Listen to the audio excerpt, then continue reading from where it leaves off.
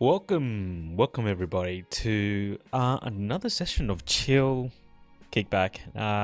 This is something that I kind of do on my other channel, which is long form. Some of you may not know, but I started a podcast YouTube channel, and I also have it on Spotify not too long ago, just to try something different. And what I do on long form is I invite some friends over. And we kind of just chat about different topics. Sometimes they're philosophical, sometimes they're current affairs, sometimes they're just really silly, but it's kind of a relaxed atmosphere where we sit back, relax, chill, and just talk rubbish. Really, there's nothing serious that goes on. But what I've been into recently is philosophical questions. So while I may talk a lot of trash sometimes, I do enjoy the odd philosophical discussion. And there is a page called, I think, Conversation Starters that has about 250 philosophical questions. And I've just put it in this random wheel picker, right? And what I essentially do is I spin the wheel and we see whatever comes up. We'll just talk about that. So yeah, a few of my friends have been doing that, but I thought, why not do it with you guys today? So sit back, relax, let's just chill. All right. Oh God. What do you think the long-term effects of so many people being glued to their screens will be? Square eyes. You know, when we were kids, were you ever told that if you sat too close to the TV, your eyes will turn square? And that was like your parents' way of deterring you from watching too much television. That was something for us. But the long-term effects of being glued to their screens, I think these days it's more about being glued to your mobile screen, right? Everyone's going to get like RSI with their neck because they're constantly looking down, RSI with their thumbs because they're constantly swiping. But I can't imagine the long-term effects will be that good. It's kind of interesting, right? Because technology and screens have allowed us, the screen is more of a vehicle. It's a conduit to another world. It gives us access to people, potentially connects us more, but in the same token, it creates distance between people as well, because even though we feel connected to another person over on the other side of the globe, there is that distance there is that separation where people feel like they can say anything, speak their voice their opinion without any backlash, because they're essentially keyboard warriors. This answer is going down some weird path. I couldn't tell you why I think that way, but yeah, the long-term effects of so many people being glued to their screens, I think, will be more negative than positive. And that's not just talking about the mental impacts as well, but and maybe the physical impacts of just stagnation and not being active. I'm not sure. All right, hide the choice. There you go. Let's get rid of that one. Spin the wheel again. I hope everyone's had an awesome day, night, noon, morning, wherever you are. Sit back, relax, just chill. It is approximately 10:50 p.m. here in good old Sydney, Australia. And it's just another day of relaxing after a 9-to-5 grind at work. So, next question. What do you contribute back to society? This is very personal. What do you contribute back to society? I'd like to know what you guys do, how you contribute back to society, but I can't say I do much. Luckily, I guess I'm in a job where I can potentially give back to society.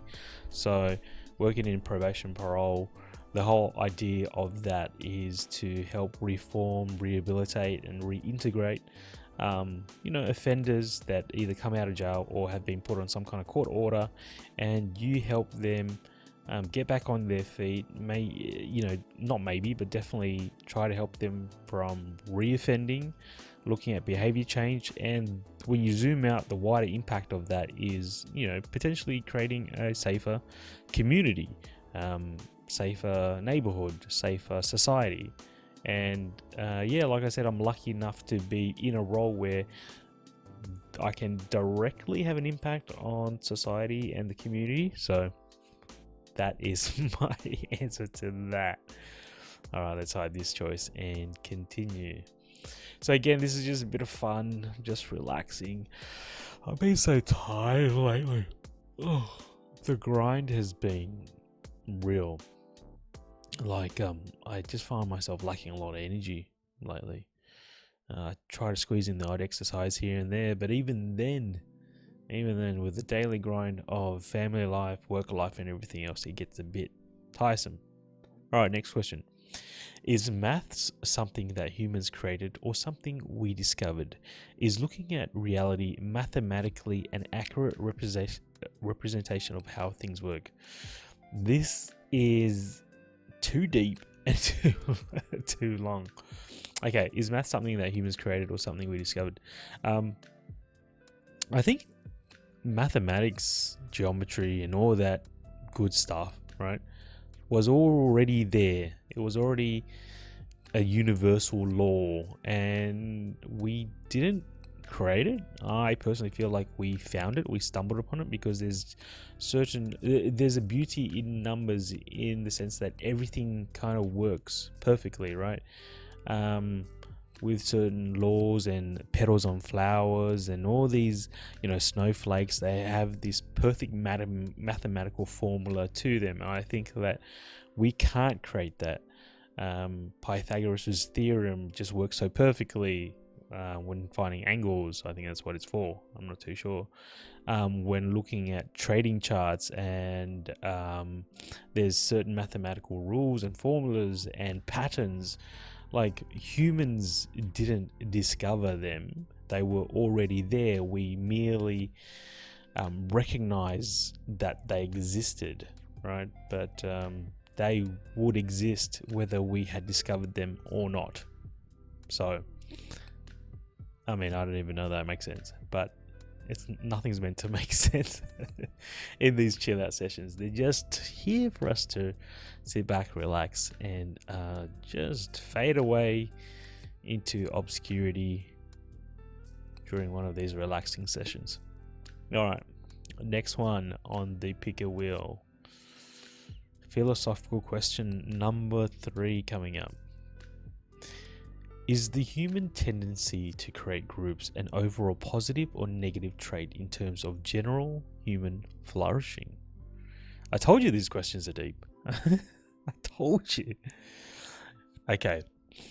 I believe this statement is at least true, in the sense that humans do tend to create groups. Okay.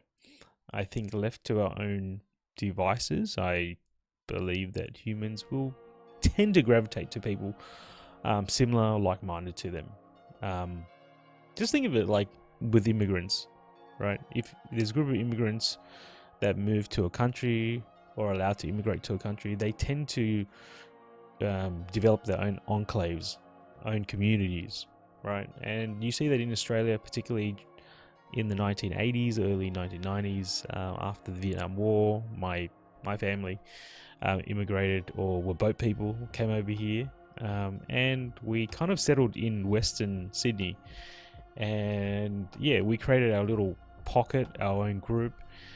Is it overall a positive or a negative trait in terms of general human flourishing? I don't. Idealistically, I would like to think it's not overly positive, because I think in an ideal world, in this utopian world that I imagine, you'd want everyone to be connected, right? Whether you're black, white, yellow, whatever color, creed, religious belief, that you could all meld together in this melting pot of multiculturalism. But unfortunately, I don't think that's the reality. And that's just my personal opinion. I don't think that's the reality of the society we live in. I think people tend to group together because there is the fear of the unknown. There is the hope that there is power in numbers, numbers of like-minded people.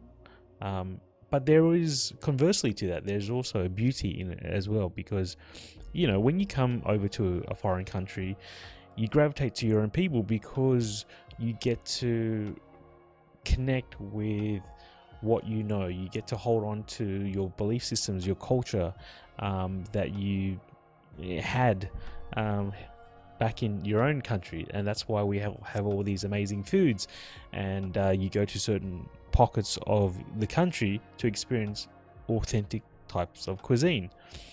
But again, there's too many gray areas, because whilst we can appreciate people's foods and people's cultures, there's also certain cultural clashes that we have to acknowledge, right? Like perhaps there's some enclaves or some groups in certain modern societies that still believe in female genital mutilation or circumcision, or just practices that we particularly don't agree with. And when there's pockets and enclaves that developed and hold on to those ideals and cultural traits, then maybe that is not so much a good thing. So I don't know if that answered that question, but it is what it is. Okay, next question. Let's move on. Let's spin the wheel of philosophical questions and see what we land onto next. This is meant to be relaxing, but I feel like I'm putting so much brain power into these questions that it's starting to get really difficult. Okay. What is the most fertile soil for hatred? Fear, ignorance, jealousy, or something else entirely? Is it possible that some people are genetically predisposed to hatred? Now, I think this question came up in a podcast I did with Ashley on my other channel called Longform. I'll link it down below.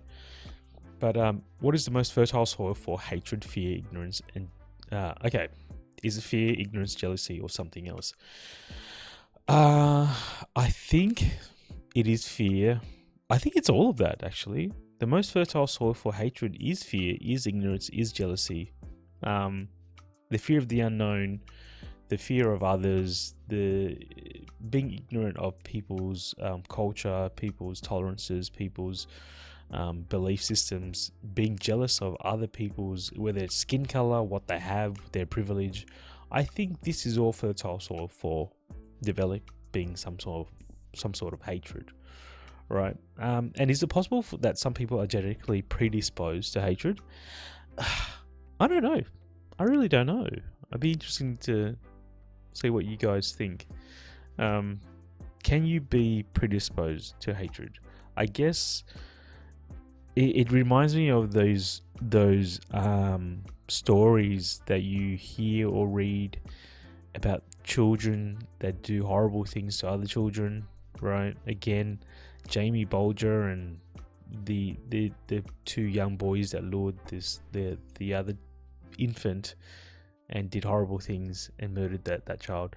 Like, even though they were kids at the time, I wonder if they had something within them that caused them that much hatred and that much evil in them, and whether that was just a genetic predisposition, or had they at that very young age already experienced some sort of trauma, some sort of thing there. So I don't know, it's hard. If you believe that all people can be genetically predisposed to good, naturally people can be good, then I guess naturally you can believe that there's people that have hatred within them, just born within them.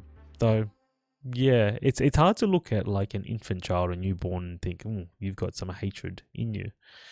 But yeah, I have no idea. Be interested to see what you guys think. Is hatred a genetic predisposition, or is it a learned experience? Is it a learned behavior? That is the question there. All right, next one. Is it more or less difficult to be successful in the modern world than it was in the past 10, 50, 100, or 1,000 years ago? I guess you have to define success. Right, you got to define success. What does it mean to be successful? At least in the modern world, because I dare say the definition of success, whether it was 10, 15, 50, 100, or 1,000 years ago, is obviously different. 1,000 years ago, we were, who knows what we were doing. We were still in carriages and farming the land, and success in that sense was what a good year of crop, producing beautiful fruit and being able just to supply for your town. So you know what I mean. So success, it's a loaded question, because you need to define what it means to be successful in the modern world. In the modern world, I feel like success, what is fame, fortune, right? And I guess to an extent, money and fortune kind of dictates or gives that illusion of success, right? Just because you've got a lot of money doesn't necessarily mean you're successful. So again, that's a hard one. I think you'd have to at least define success in order to compare it to the past. And I guess another way you can frame it is, do you think people are more happy now in the modern world than they were 10, 50, 100 years ago? Because I mean, one could argue that success means happiness, right?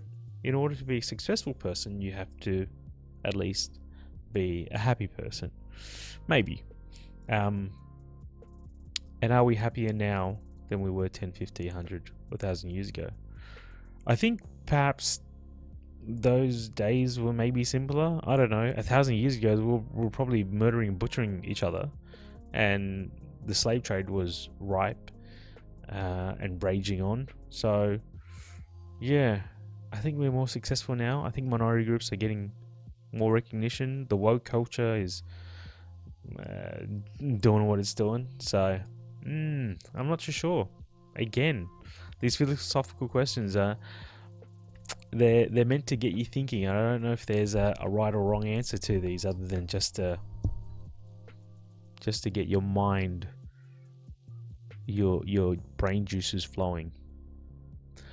What is the best way to train people to see the gradients in the world around them, instead of just simplistic, this is good, that is wrong? Okay. So some people do see the world in black and white, right? There's good, there's bad, there's right, there's wrong. But I think if you give it some thought, you have to at least acknowledge that there's always gradients of grays in nearly everything, right? So what is the best way to train people?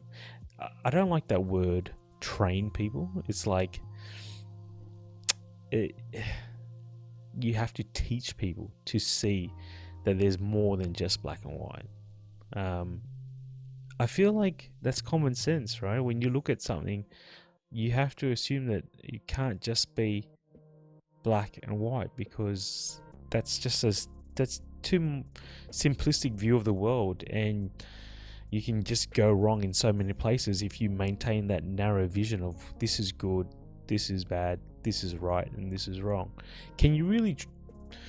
I don't know if you can train people, but you can give people experiences that will allow them to reflect upon their own values and own thoughts and own principles, and then get them to question that. And in questioning them and in getting them to question their own values, and getting them to experience certain situations that will allow them to see the grey, I think that will help them break out of the simplistic view of the world. So it's just a matter of exposing them to these experiences. Like, they have to learn themselves, right? A lot of people don't learn from other people's mistakes. The smart ones will, right? But for a lot of people, even though they're told, don't do this, do that, they still have to do it themselves, so they can realize, there's nuance here.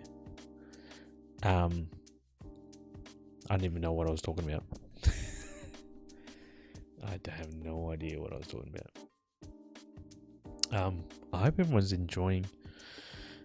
I hope everyone's doing well in this tough times, financially, recession and everything, and Everyone's portfolio is looking horrible. And I was thinking today that I really need to educate myself financially. I really, at the ripe old age of 39, I feel like I'm not equipped to live out the rest of my days to the standard that I want. You know, as you get older, your own mortality creeps up upon you, right? You get older, your friends get older, and you hear about stories about people getting sick and, you know, all these things. And then you see your children grow and you just think, oh, my time's ticking away. And then you just think, geez, how financially unprepared I am for the future. So yeah, anyway, I digress, but I'm embarking on this like financial reinvention on myself. I'm gonna, for the first time, can you believe it? For the first time, I'm gonna look at buying stocks. I'm gonna invest in ETFs. Hopefully I do that correctly and I don't lose all my money. But yeah, the path to financial freedom is definitely something that I want to get into, because, you know, you hear all the time, a 9 to 5 won't get you wealthy. It'll give you enough to live paycheck by paycheck, and if you're good with your money, it might give you enough to, you know, enjoy life to a point, but it won't allow you to build wealth or be financially independent. You'll always be working the 9 to 5 and be dependent on that 9 to 5.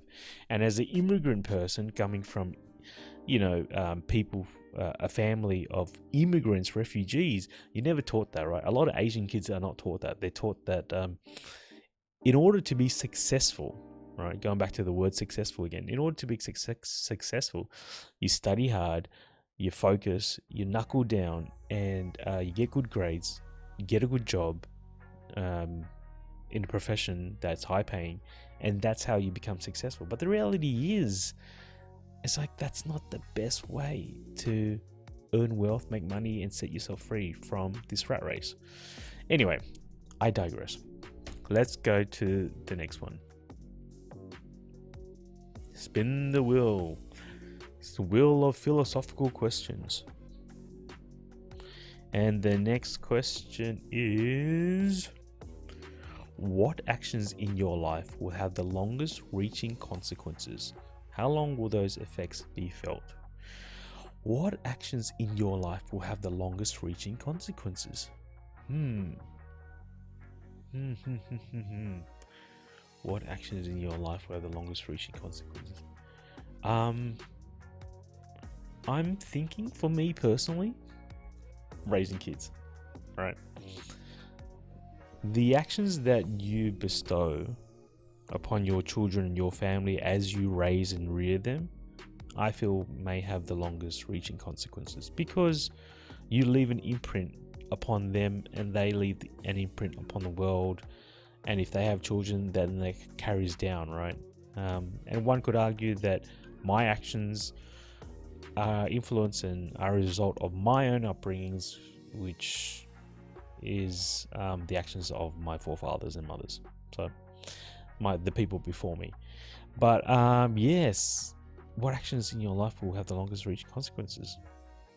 How long will those effects be felt? I feel like the effects will only be felt maybe 2 generations down. Like my son will feel it, and then maybe my grandson will feel it, or my grandchildren will feel it, right?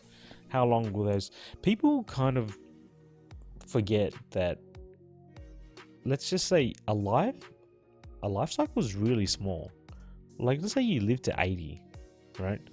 80 years in the grand scheme of things is not that long, right? It's like 2-3 generations, and then you're gone. The effects of whatever action could be just lost. What actions in your life will have the longest reaching consequences? The longest reaching as opposed to the most impactful? Yeah, the longest reaching. I'm not too sure. I haven't done anything momentous yet to say, you know, it's gonna do anything amazing and leave a massive imprint on society or family. So I think it's going to be hard for most people. Everyone's just going through life, living day by day, doing whatever it is they need to do to get by. No one's thinking about, you know, changing the world. unfortunately. Next question: would you want to know you are going to die beforehand, or die suddenly without warning? Oh my god, it's gone dark and morbid all of a sudden. This is not the way we want to end our chill out session. Okay, would you want to know you are going to die beforehand, or die suddenly without warning? Oh god. Again, I'll pose the question to you guys. Would you want to know you're going to die beforehand? No, probably not. Actually, it all depends. It all depends, honestly. It all depends on how you die. But the word suddenly without warning just sounds so aggressive, as if like, you know, you're going to die in a fiery pit. You know, the floor underneath you just opens up and swallows you. If it was just something simple and painless as just going into sleep, you know, painlessly moving on to the next life, then I probably would want to know beforehand, so I can prepare myself and do everything I want to do and talk to everyone I want to talk and make my last YouTube video. But yeah, dying suddenly just sounds so like, I don't know if anyone would want to die suddenly, because the reality is, you read all these articles and people on their, you know there's articles that say the top 5 things people learn upon their death, and it's just like there's always stuff that they wanted to do, and the top 5 is just like, oh, I wish I told X that I love them more. I wish I forgave my father or mother for this or for that, right? It's always some sort of regret. And if you knew that you had time, that on X day you were going to go, it would allow you to kind of have those conversations, reach out and be more loving. And I feel like if you knew, like, we all know time is finite, or our time is finite, life is finite, and at some point this whole game will be over, right? Life is a single player game, and at some point it's going to be game over for us. But I feel like if we knew it was going to be game over, we would treat it much more differently. I think we would respect it more. I think we would love more. I think would be more kinder, and just nicer to one another. But I feel like we lose sight of that because we get caught up in this whole rat race of comparing ourselves with other people, wanting more, being more, and we forget that life is actually just really finite. And that, that the old cliche is, love as if you're never going to love again, or, Anyway, I have no idea what I'm talking about, but I'm going to end it there.